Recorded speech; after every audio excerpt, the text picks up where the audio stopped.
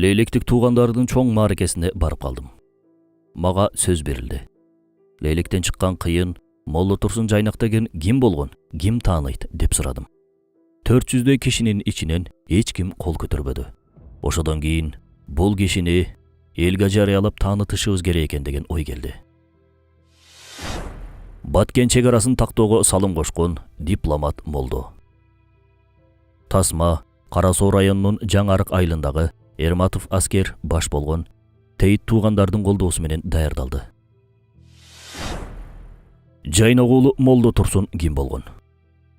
1924-жылдагы жер белиштирүүдө Тажикстанга карап калган Лейлек сүлүктүү аймактарын кайрадан Кыргызстандын аймагына кошууга себепчи болгон инсан мамлекеттик ишмер Молла Турсун Жайнак уулу. 2025-жылы Кыргыз-Тажик чек арасы толугу менен такталып, бул процессте негизги ролду ойногон президентибиз Садыр Жапаров жана улуттук коопсуздук мамлекеттик кызматынын төрагасы Камчыбек Ташиев тарыхта из калтырышты. Бирок 100 жыл мурда ушул эле талаш чек араны тактоо менен чектелбестен Тажикстанга карап калган сүлүктүү Лейлек райондорунда кайра Кыргызстандын аймагына кошууда башкы ролдорду ойногон, тилекке каршы тарых барактарында аты жазылбаган дагы бир баатыр болгон. Ал Жайнак уулу Молла Турсун. Молла Турсун Жайнак уулу 1883-жылы Лейлек районунун Булак башы айыл өкмөтүнүн Курусай кыштоосунда туулган. Ал туулганда атасы Жайнак кызы Айкызды Андижандагы тейиттерге узатып жаткан болот.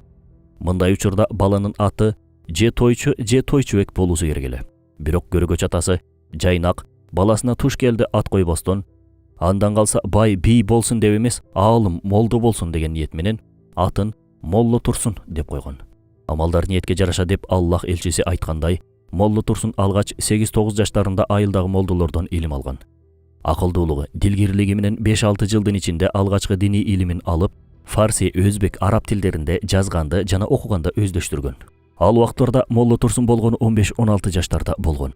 Ушул жерден учурдагы жашообузга кайтып, азыркы аталар менен Молла Турсундун атасы Жайнакта, ал эми азыркы жаштар менен Молла Турсундун өзүн салыштырып көрөлү. Канча ата баласына мусулманча ат коюп элетин болбостон, мусулманча жашоого тарбиялап, эл кызматын, дин кызматын кылууга үйрөттү. Же балким эң жөнөкөй армияга жиберип, мекенге кызмат кылдырды. Ал эми жаштарыбыз ойлонуп көрүшсүн. 14-15 жашында канча диний илимди ала алышты. Кошуна тилдер мындай турсун өз эне тилинде эркин жана таза сүйлөп жаза алышабы? Же мага орус тилинде оюмду айткан жеңилирээк деп киргиз болуп калышканбы? Биз темабызга кайталы. Атасы ыкластуулугун көрсөтүп, баласын Кожент медресесине окууга жиберген. Молла Турсун ал жерде да жогорку адеп ахлакты, маданиятты, илимге дилгирлигин көргөзүп, мугалимдери аны дайыма башка балдарга үлгү катары көрсөтүшчү. Кээде Молла Турсунду башка дамлаларга кошуп, медреседе сабак өткөрүшөр эле. 1900-жылы Кожент медресесин жогорку даража менен бүтүп, араб, өзбек, фарси тилдеринде сүйлөп, жазуу, окууну тереңиздөштүргөн. 18 жашында Тажикстандагы мурдагы Пролетарск, азыркы Мехработ шаарындагы Драгиморова, башкача айтканда азыркы Жаббаров Расул станциясы, поезд жол станциясында катардагы жумушчу болуп иштей баштаган. 2 жыл ичинде станциянын контор кызматына алынып, иш башкаруу бөлүмүнө чейин көтөрүлгөн. Ишине тактыгы менен ал жерде да абийир баркка ээ болгон. Ал жерде жалпы 4 жыл иштеп, орусча китептерди окуп, так үйрөнүп, так жаза билген жана өтө көп орус тектүү досторду тапкан. 1906-жылы атасы Жайнак Баткендик Шермат дегенге куда түшүп, Паша деген кызын баласы Молла Турсунга алып берген. 2 жылдан кийин Абдыганы аттуу балалуу болушкан. Кийинчерээк Анар Касиет аттуу дагы бир топ кыздуу болгон. 1910-16 жылдарда Молла Турсун волостордун сунушу чакыруусу менен Лейлекте мырзалык катчы, басма сөз катчысы болуп иштеген. Ал уез менен волостордун ортосунда жүргүзүлгөн документ жана эсеп-кысап иштерин тескеп турган. 1920-жылы Молла Турсун кайрадан билимин жогорулатуу үчүн Кожент медресесинде билим алган. Медресени эң жакшы деген баа менен бүтүп, күбөлөндүрүүчү документ ижаза алган. Ага кошумча Бухара шаарындагы медресеге жолдомо, кагаз дагы берилген. Экөөсүн тең алып Бухарага барат. Ал жакта медресеге кирүү үчүн атайын сынактан өтөт. Сынактын суроолоруна так туура жооп бергенден кийин комиссиядагы молдолор суктанып таң калышкан. Комиссия тобундагылар Молла Турсунга дагы бир канча тапшырма окуу китептерин беришет. Ал баарын 2 күндө аткарып, сынактан ийгиликтүү өткөн. Жыйынтыгында медресесинин комиссиясы аны чакырып, колуна калың мукабаланган күбө документин беришип, Бухарадагы медреседе сизге орун жок. Сиз мындан да улуураак Аравия сыяктуу жерлердеги окуу жайларга барып окуңуз. А бул биз берген колуңуздагы кагаз Жайнак уулу Молла Турсун Бухара шаарындагы медресени ийгиликтүү бүттү деген күбө документ, ижазат. Бул документ менен башка жогорку окуу жайларга сынаксыз эле өтө аласыз. Сизге ыраазычылык айтып, ак жол гана тилейбиз деп жооп беришкен. Молла Турсун Бухарага баруу менен илимий даражага жетип, чоң молдолордун катарына кошулган. Лейлекке кайткандан кийин аны волостор, район башчылары Исфанага чакырып, мечиттен кызмат беришкен. Андан тышкары ал жерде Молла Турсун катчылык кызматында аркалаган. Кожент уездинен келген буйруктарды окуп, жооп жазып, кат жөнөтүү иштерин жөнгө салып турган. Ошол убакта Кожент уездинин мурза башчысы Марип Молдо өз ишин аткара албай, паракорлукка берилип кеткендик менен айыпталып, кызматынан бошотулган. Анын ордуна уезд башчысы Пулат Хакимдин сунушу менен мурза башлык кызматка кишилерди тандап алуу үчүн жарыш өткөрүлөт. Тандоо жарышында 30дан ашык киши талапкерлигин койгон. Уезд башчысы Молла Турсунду буга чейин да таанычу. Исфанада катчу болуп иштеп жүргөндө Кожент уездине жиберген каттарын кыргыз болустары тарабынан уездге жиберилген отчетторду көрүп жактырар эле. Бул кагаз иштерин жөнгө салып турган киши Молла Турсун экенин дагы жакшы билчү. Тандоо экзаменинде жалпы 3 суроо болуп, биринчи суроо талапкерлердин тил билгилиги жөнүндө болгон. Талап фарси, араб, орус, өзбек тилдеринде эркин сүйлөө керек эле. Бул суроого жооп катары Молла Турсун айтылган тилдерде өз өмүр баянын айтып, жазып, канааттандырарлык жооп берген. Экинчи суроо Тарагай уулу Амир Темирдин жортуулдан түшкөн жана башка байлыктары эмнеге жумшаганын айтып берүү. Молла Турсун бул суроонун түшкөндүгүнө ыраазы болду. Себеби Амир Темирдин баласы Мырза Улукбектин Атамдын казнасы деген китебин көп жолу окуган эле. Ал эми үчүнчү суроо жогорудагы 4 тилде бир улуу инсандын өмүр баянын жазып берүү керек болчу. Молла Турсун бир саамга ойлонуп, сынак кагазда Кожент шаарын душмандардан аман сактап калган, көп жылдар бою ал шаарды башкарып турган улуу батыр Темир Маликтин өмүр баянын жазып берген. Сынактын жыйынтыгында Молла Турсун эң көп упай алып, мурза башлык кызматка дайындалган. Андан тышкары 3 киши сынактан өтүп, Молла Турсундун кол астында иштей башташкан. Ушул жерде бир нерсеге көңүл буралы. Жакында эле эл өкүлдөрүнүн шайлоо болуп өттү.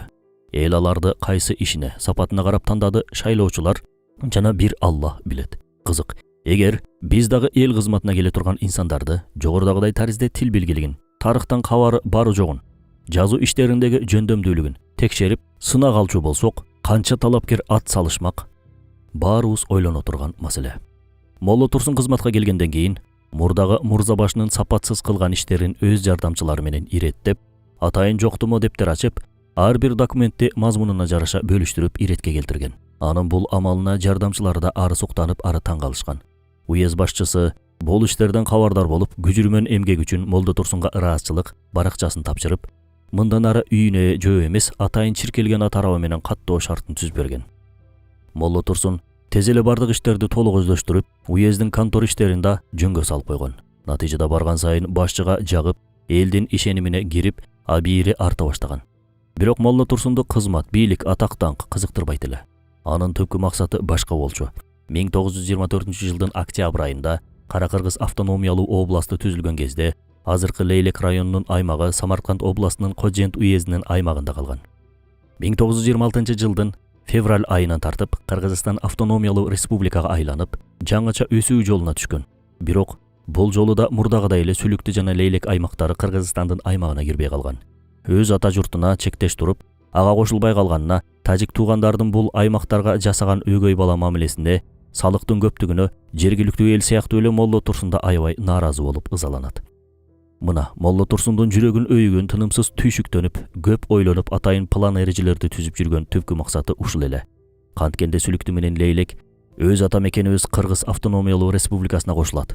Бул ишти эмнеден баштоо керек, канткенде ишке ашырууга болот деп баш катырган. Эң алгач эл менен кеңешүү керек эле. Эл менен кеңешип, Лейлек жергесин тажиктерден чыгарып, Кыргызстандын аймагына кошууга карата план эрежелерди түзүп, төмөндөгүдөй жыйынтыкка келет. Лейлек аймагы толугу менен Кыргызстанга таандык болуп келгендигин мыйзамдуу түрдө аныктоо, аны күбөлөндүрүүчү тийиштүү документтерди табуу. Лейлек жергеси эмне үчүн кыргыздарга кошулбай, Кожент уездинин карамагына өтүп калгандыгын, ал себептердин жана документтердин негизи жок мыйзамсыз болгондугун далилдөөчү документтерди табуу.